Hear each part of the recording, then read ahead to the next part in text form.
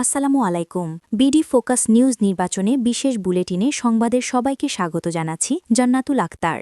শান্তিপূর্ণভাবে শেষ হল সংসদ নির্বাচন ও গণভোট। সারা দেশে দাঁড়িপাল্লার জয় জয়কার। কোনো ঠাসা বিএনপি, বিজয় নিশ্চিত জামায়াতের। এনসিবি প্রার্থী নাসিরুদ্দিন পাটোয়ারির বিপক্ষে মির্জা আব্বাস ভোটে কারচুপি করেছেন। ত্রয়োদশ জাতীয় সংসদ নির্বাচনে কেন্দ্রভিত্তিক প্রাপ্ত বেসরকারি ফলাফল অনুযায়ী এখন পর্যন্ত বিএনপি জোট পেয়েছে ১৭০টি এবং জামায়াতের ১১ দলীয় জোট পেয়েছে ৪৫টি আসন।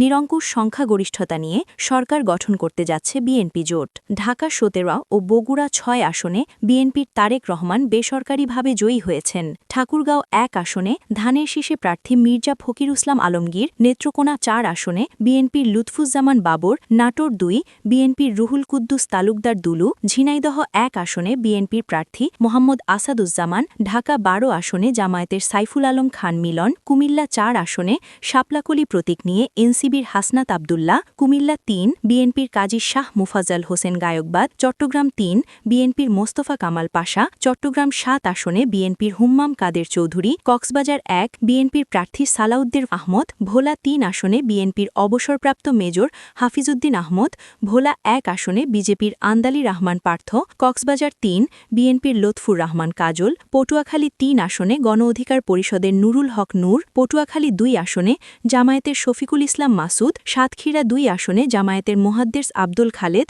সাতপুর ১ আসনে বিএনপির এহসানুল হক মিলন, বান্দরবান ৩০০ নং সংসদীয় আসন বিএনপির সাচিন প্রুজেরি বেসরকারিভাবে জয়ী হয়েছেন। ত্রয়োদশ জাতীয় সংসদ নির্বাচনে বিএনপির বিজয়ে বাদ জুম্মা সারা দেশে দোয়া মোনাজাতের নির্দেশ দিয়েছেন দলের চেয়ারম্যান তারেক রহমান। তার প্রেস সচিব সালেহ শিববুদের বরাত দিয়ে পাঠানো একক বিবৃতিতে বলা হয়, সরকার গঠন করতে যাওয়ায় মহান আল্লাহর দরবারে শুকরিয়া আদায়ে এই নির্দেশনা দিয়েছেন তিনি। একই সঙ্গে দেশের কোথাও কোনো বিজয় মিছিল, সভা সমাবেশ বা জনসমাগম না করার নির্দেশ দেয়া হয়েছে। জামায়াতে ইসলামের প্রার্থী বেশ কিছু আসনে এগিয়ে থাকলেও রিটার্নিং অফিসাররা ফলাফল ঘোষণা না দিয়ে আটকে রাখছে বলে অভিযোগ করেছেন জামায়াতে ইসলামের আমির ডাক্তার শফিকুর রহমান। মাগবাজারের কেন্দ্রীয় কার্যালয়ে এক সংবাদ সম্মেলনে তিনি বলেন, কিছু আসনে ফলাফল ঘোষণা নিয়ে ইঁদুর বিড়াল খেলা চলছে, যা অসুস্থ ধারার রাজনীতির বহিঃপ্রকাশ। হ্যাঁ ভোটে বেশি পড়ায় দেশবাসীকে অভিনন্দন জানিয়ে জামায়াত আমির বলেন, নির্বাচনে কেউ জিতবে কেউ হারবে, এটাই গণতন্ত্রের সৌন্দর্য।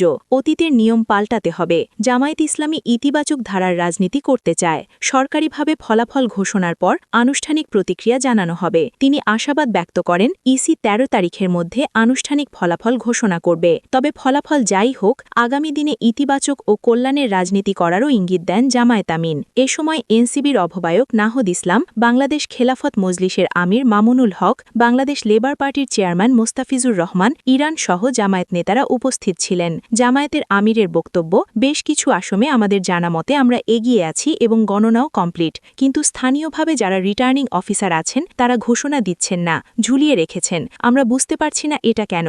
মাঝখানে আবার ওয়েবসাইটে হঠাৎ করে দেখা গেল যে কে কতটা আসন পেয়েছে সেটা দেওয়া হলো, মাঝখান থেকে উদাও হয়ে গেল, আবার নাই। ইনশাল্লাহ আমরা আবার বসব, আমাদের মধ্যে আমরা এগুলা নিয়ে বিশ্লেষণ করব।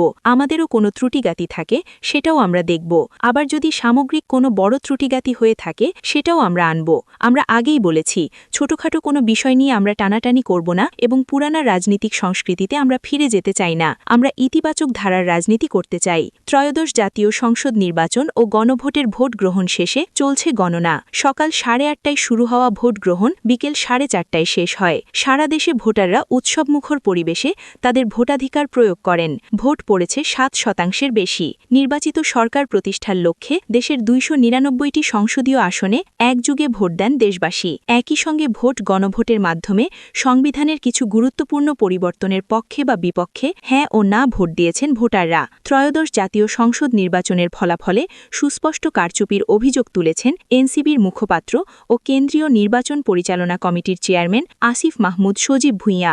রাজধানীর বাংলা মোটরে দলটির কেন্দ্রীয় কার্যালয়ের সংবাদ সম্মেলনে আসিফ মাহমুদ সারা দেশের বিভিন্ন আসনে ভোট গণনা ও ফলাফল ঘোষণায় ব্যাপক অনিয়ম ও জালিয়াতি হয়েছে। এ সময় 11 দলের জোটের ঢাকা 8 আসনে এনসিবির প্রার্থী